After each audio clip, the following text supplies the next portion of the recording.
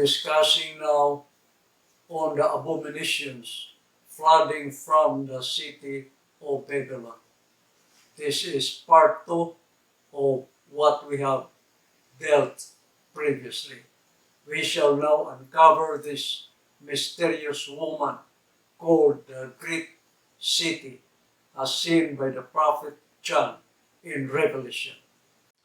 This woman that died due to her deadly wound, which caused the whole world to wonder, because her wound was healed and brought her to life again. How did this happen?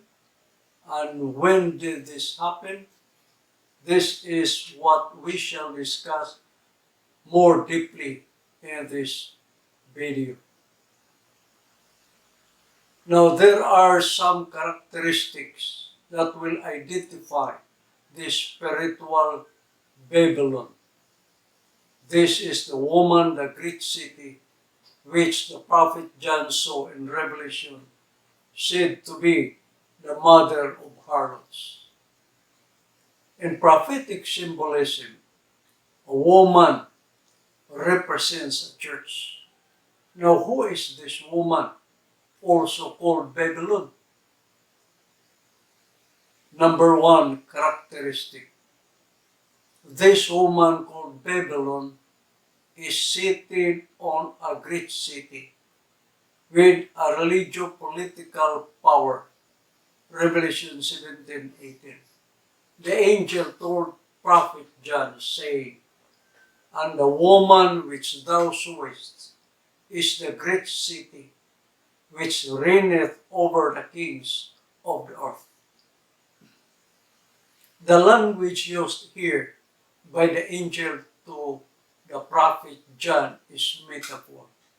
The angel said, "The woman is the great city." That is metaphor.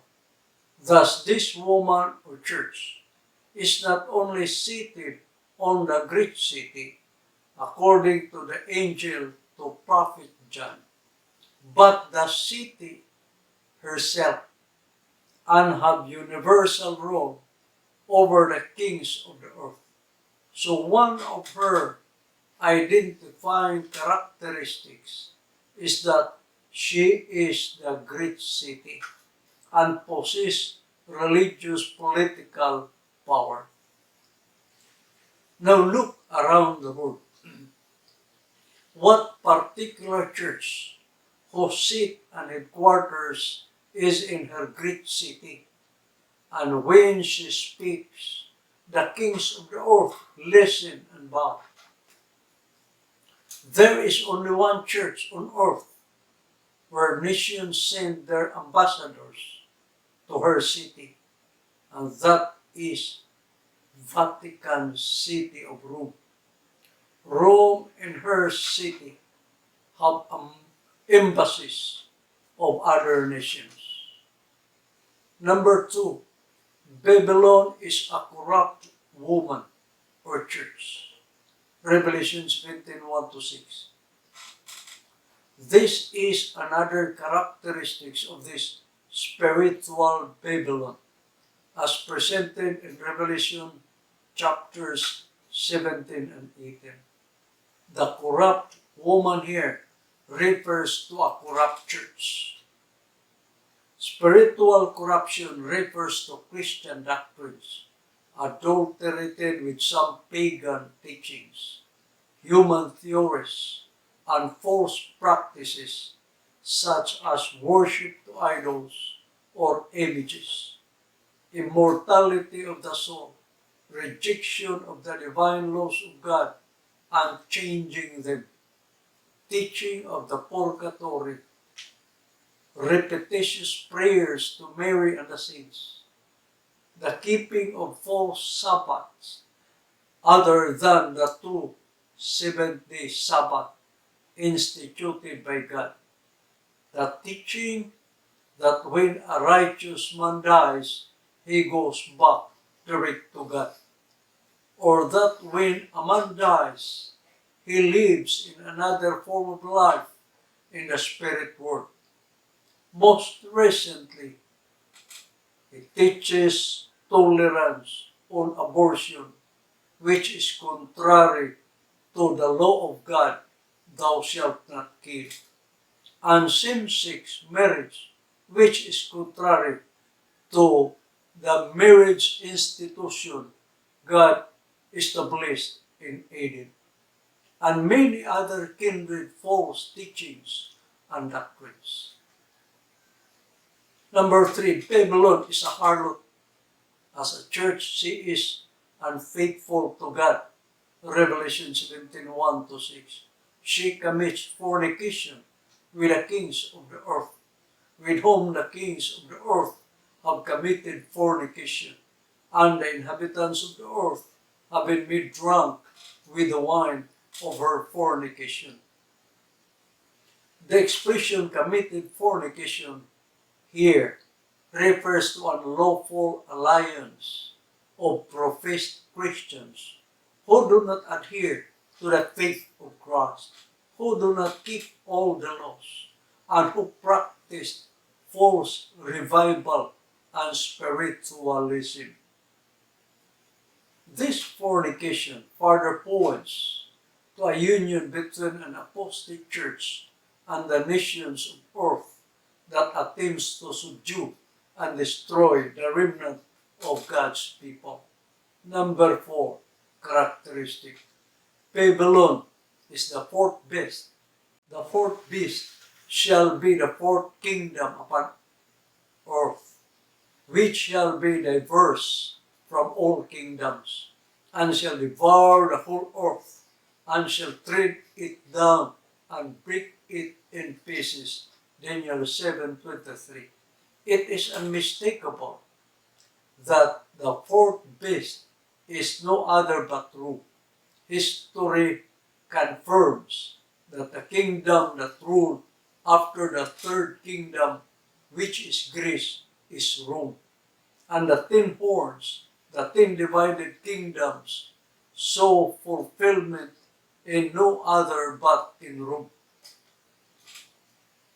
And the 10 horns out of these 10 kingdoms are 10 kings that shall arise, and another shall rise after them, and he shall be diverse from the first, and shall subdue 3 kings. By the year 476 AD, the Roman Empire had been broken up into exactly 10 kingdoms. The historian Machiavelli, without the slightest reference to this prophecy, gives the following list of the nations which occupied the territory of the Western Empire at the time of the fall of Romulus Augustus in AD 476, the last emperor of Rome. The Lombards, the Franks, the Burgundians, the Ostrogoths, the Visigoths, the Vandals, the Heruli, the Suevi, the Huns, and the Saxons, 10 in all. And the division is apparent now as ever, plainly and palpably inscribed in the map of Europe this day. It confronts the skeptic with its silent but conclusive testimony to the fulfillment of this great prophecy.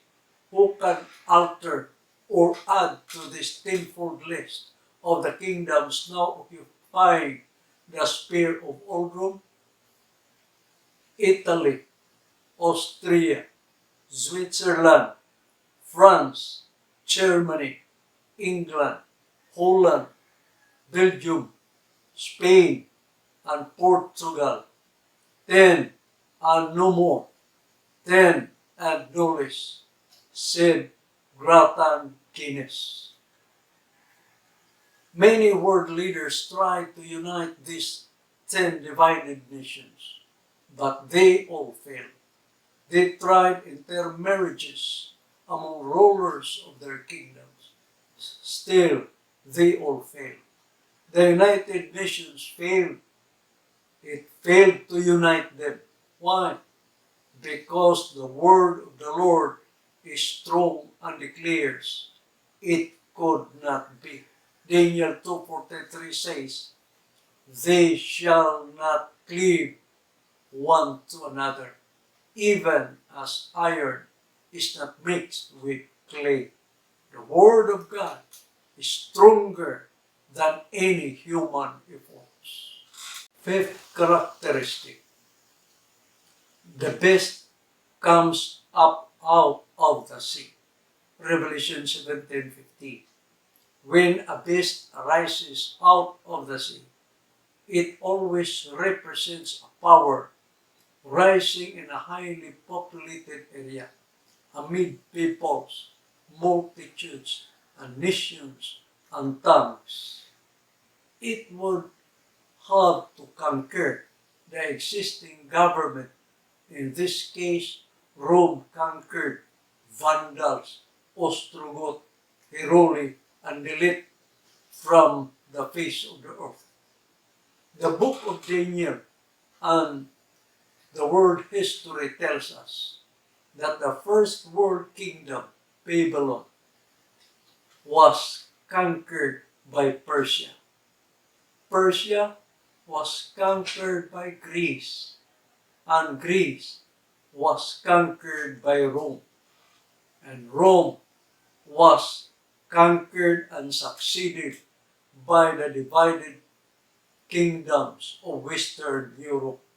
They occupied their positions from AD 476 to the end of time.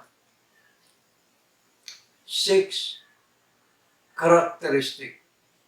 The beast has 7 heads and 10 horns. A head represents the headquarters of a government. A horn in Bible symbolism represents a king ruling over a nation. So these 10 horns are 10 kings with a man at the head. Characteristic number 7. Babylon has the name of blasphemy. Revelation 13:1. What is blasphemy? The Bible gives its own definition of blasphemy. In John chapter 10 verse 33, Jesus was about to be stoned by the Jews. He asked them why they were about to stone him. And they said, for a good word we stone thee not, but for blasphemy, and because that thou, being a man, makest thyself God. For Jesus to claim God could not be blasphemous, because he is God. But for a man to claim to be God, that is blasphemy. And for anyone less than God to claim he can forgive sins is blasphemy to God. Concerning the beast upon his heads, the name of blasphemy, the very leaders of this power would both claim to be God on earth and claim to have power to forgive sins. Let us listen to reliable authorities in the church speak to us. All the names which are attributed to Christ in Scripture, implying his supremacy over the church, are also attributed to the Pope. Belyamin wrote this on his book. For thou art the shepherd, thou art the physician, thou art the director, thou art the husbandman. Finally, thou art another God on earth. Luby and Cosart said in their history of councils. That is the statement that will be pronounced during the installation of a Pope. For the title, Lord God the Pope, see a gloss on the extravagantes of Pope John 22nd. Hence, the Pope is crowned with a triple crown as King of heaven and earth and purgatory. Ferraris, Prompta Bibliotheca, article Papa. From 27 propositions known as the Dictates of Hildebrand, under the name of Pope Gregory VII, appeared the following. These are points that are picked up from a long list of 27 propositions. Number 2, that the Roman Pontiff alone is justly styled universal. 6, that no person may live under the same roof with one excommunicated by the Pope. 9, that all princes should kiss his feet only. Why kings and princes has to kiss his feet only? Because they are under the Pope. But the faithful members of the church can kiss his hands, but not princes and kings. 19, that he can be judged by no one. 22, that the Roman Church never erred, nor will it, according to the Scripture, ever err. 27, the last, that he can absolve subject from their allegiance to unrighteous rulers. Clarke's commentary on Daniel 7:25 says, they have assumed infallibility, which belongs only to God. They profess to forgive sin, which belongs only to God. What we all read and hear from their own mouth, are they not words of blasphemy? God loves so much the faithful in the church, such that he helps us to open their eyes. Number 8, characteristics. Babylon received his power, seat, and authority from the dragon. Revelation 13:2. Who is the dragon? The dragon, the old serpent, which is the devil and Satan. Revelation 20:2. The great dragon, having 7 heads and 10 horns, and 7 crowns upon his head, and his tail drew the third part of the stars of heaven. Revelation 12:3-5. See also Revelation 19:15-16. This dragon desired to kill the woman's child, but it was not personally Satan, the old dragon, who appeared to kill Jesus. He employed King Herod, the power of Rome. It was King Herod of Rome who decreed the destruction of babies born in Bethlehem. So the dragon does not necessarily represent only Satan, but also the person or kingdom used by Satan to accomplish his diabolical purposes. Thus, the dragon is, in a secondary sense, a symbol of pagan Rome. Also, in the Roman See, we have the perpetuation of the old pagan Roman Empire. Hence, the Roman Church is here obviously that great city called Babylon, the harlot. The dragon here that the prophet John saw, having 7 heads and 10 horns, and upon his horns 10 crowns, exactly fits historically the fourth kingdom on earth, which was pagan Rome. Thus he said, fourth beast shall be the fourth kingdom upon earth, which shall be diverse from all kingdoms, and shall devour the whole earth, and shall tread it down, and break it in pieces. The dragon, which was pagan Rome, had 10 horns. That was when Roman Empire collapsed. 10 divisions resulted. Barbarian tribes hammered at the Roman Empire for many years until it fell apart, and the 10 divisions were ruled by 10 kings.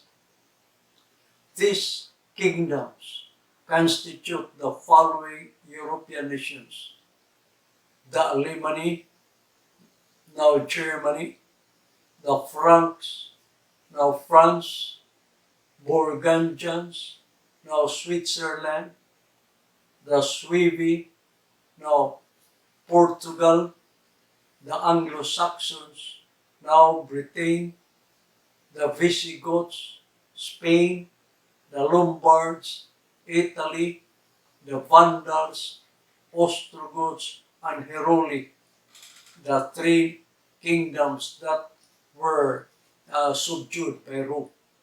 The last 3 were destroyed by the Pope of Rome because they refused to become Christians. Hence, of the 10, only 7 remain. And again, remember that the dragon gave him his power and his seat and great authority. This took effect in 538 AD, when after Constantine, the emperor of Rome, transferred his headquarters to Constantinople, and Rome became vacant. With the aid of the armies of Emperor Justinian, in cooperation of the Pope, the Ostrogoths were thrust out of the city of Rome. They became extinct, and in 538 AD, the Pope took possession of the city after the emperor decreed that he should be the head of all the Christian churches. Thus the Pope received his seat from the dragon, the pagan Rome, and his power to be the head of all Christian churches. The decree issued by the emperor gave him great authority, and they all came from the dragon, the pagan Rome. These 10 divisions of Rome are the 10 horns and the dragon of the dragon. Characteristic number 9. Babylon, the dreadful beast, was wounded, but its wound was healed. Revelation 13:3.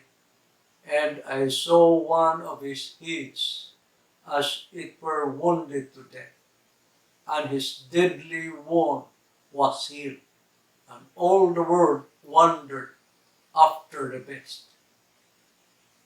The Pope was captured in 1798 by General Berthier and imprisoned him in France.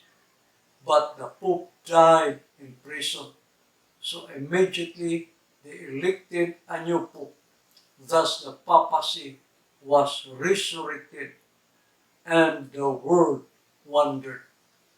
In 1929, the Lateral Treaty restored to the Pope, who was given the rule of Vatican City, a section of the city of Rome about 108.7 acres in extent.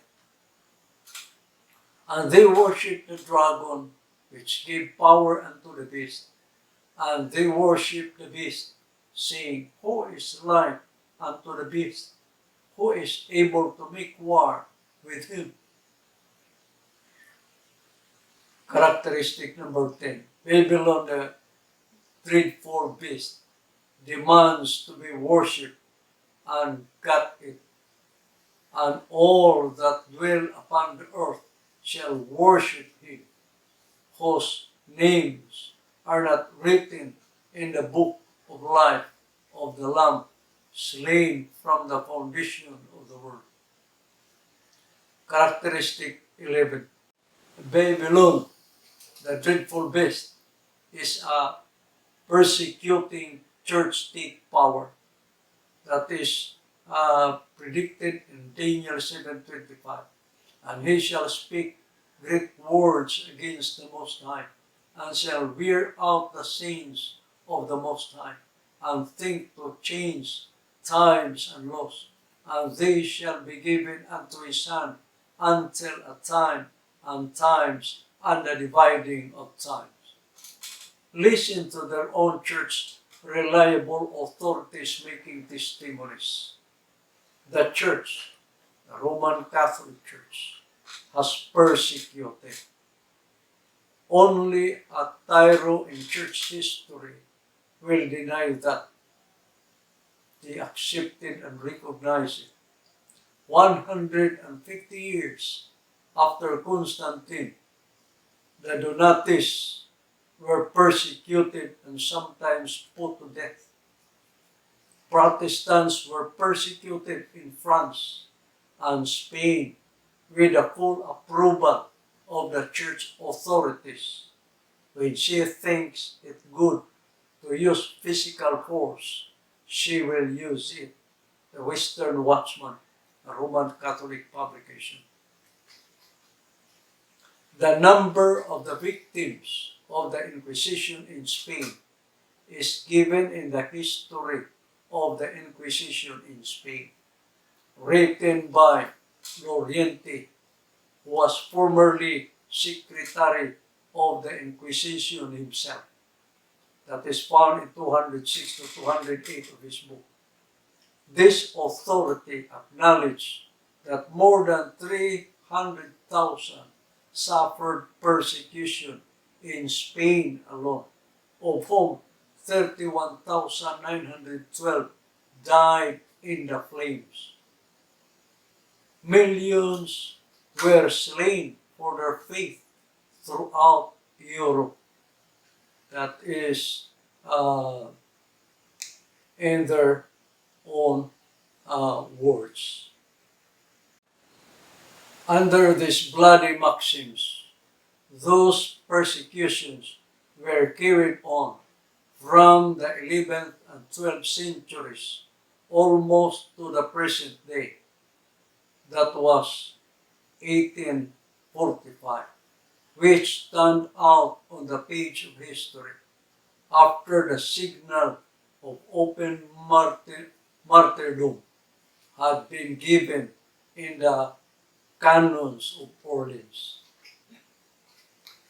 This followed the extirpation of the Albigenses under the form of a crusade, the establishment of the Inquisition, the cruel attempts to extinguish the Waldenses, the martyrdom of the Lollards, the cruel wars to exterminate the Bohemians, the burning of Hos and Jerome, and multitudes of other confessors, the extinction by fire and sword of the Reformation in Spain and Italy, by fraud and open persecution in Poland, and the massacre of Bartholomew, besides the slow and secret murders of the Holy Tribunal of the Inquisition.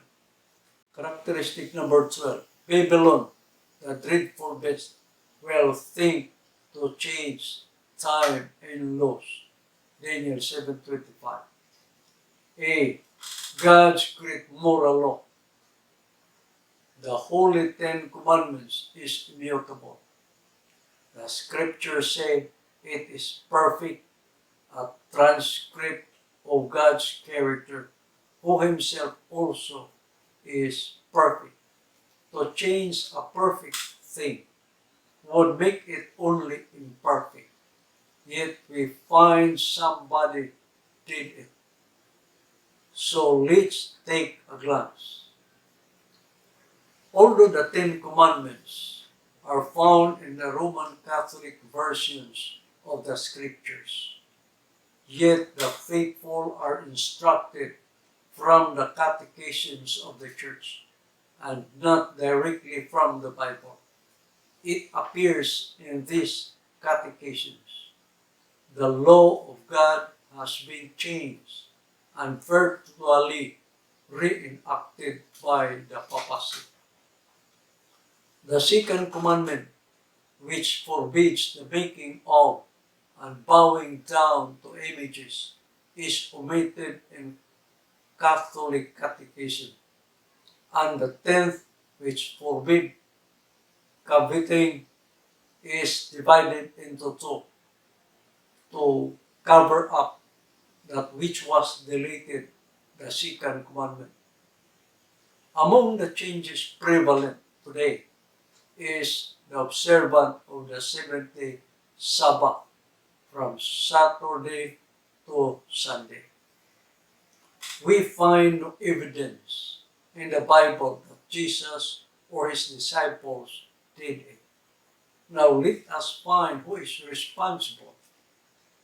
I have here an extract from the Convert's Catechism, written originally in question and answer 4. I read from Convert's Catechism. Question: which is the Sabbath day? Answer: Saturday is the Sabbath day. Question: why do we observe Sunday instead of Saturday? Answer: we observe Sunday instead of Saturday because the Catholic Church in the Council of Laodicea in AD 336 transferred the solemnity from Saturday to Sunday. That is Convert's Catechism by Reverend P. Herman, page 50.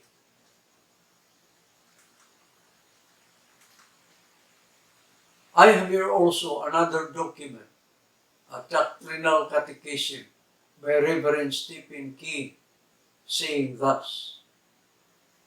Question: have you any other way of proving that the church has power to institute festivals or precepts?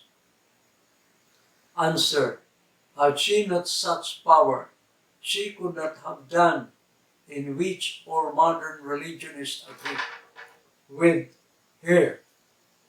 She could not have substituted the observance of Sunday, the first day of the week, for the observance of Saturday, the seventh day, a change for which there is no scriptural authority.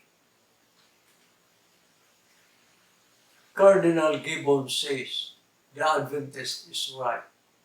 Quote, there is but one Protestant denomination in our country that lives up to our Protestant Bible, and that is the Seventh-day Adventist people.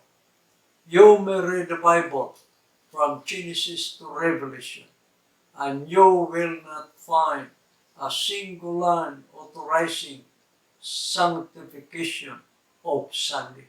Cardinal Gibbons, Catholic Mirror, September 23, 1895. Babylon the Great is fallen, and is become the habitation of devils and the hold of every foul spirit, and a cage of every unclean and hateful bird. Here's a poem, Midnight Escape. A cyclone hovers Babylon, and over harvest lands, with its wild spiral wings, uprooting trees, buildings, grabbing all by its hands, while torrential rain pour floods on every foul valley. The deep rivers overflow, sweeping all limp creatures toward purple boiling sea. Those on board silver boats, escaping for a higher land, and mindful of danger signals in dark, daring, angry waves, fail to reach the golden land. The poem Midnightscape opens with a picture of the fierceness of God's vengeance, giving an early warning to the modern Babylon and his allies. Who is Babylon?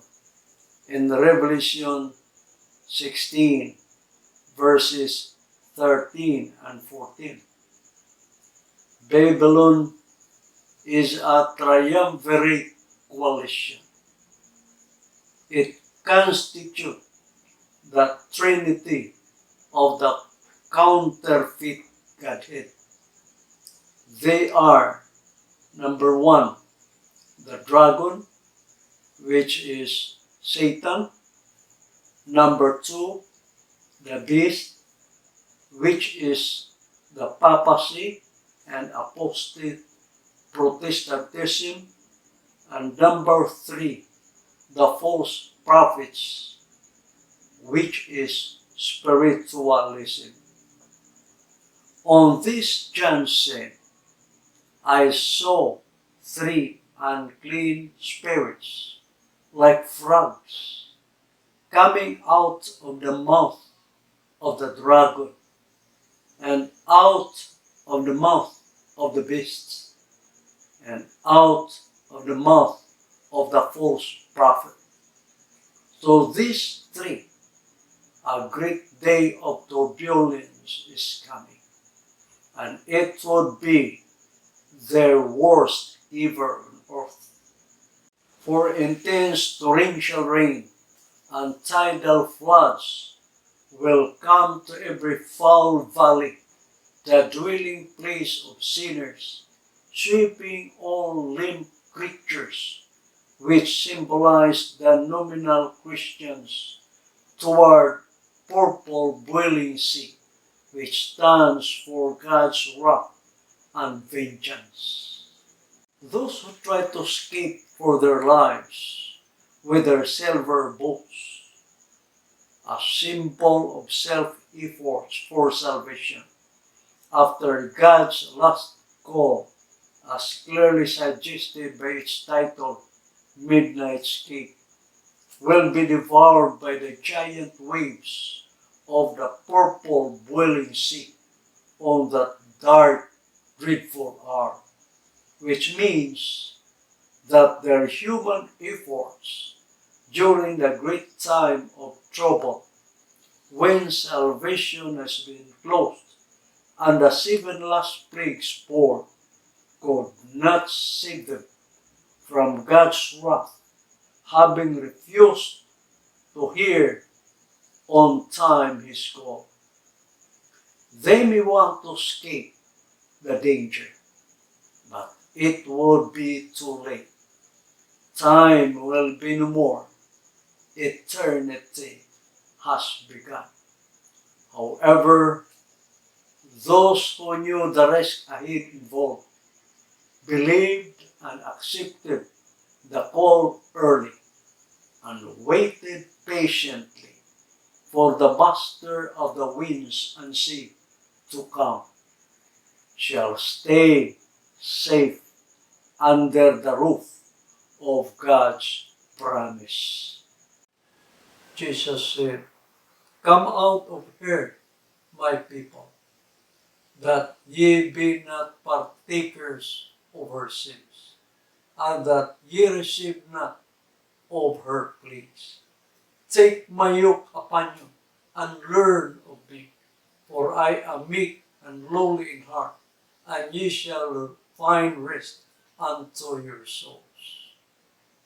I have heard thee in a time accepted, and in the day of salvation have I supported thee. Behold, now is the time accepted. Behold, now is the time of salvation. Friends, there is no tomorrow. We have no time to delay. Now is the accepted time. Behold, now is the day of salvation. It is only when we come to Christ now that we can have the assurance for our full salvation and be not partakers of her plagues. This is my prayer.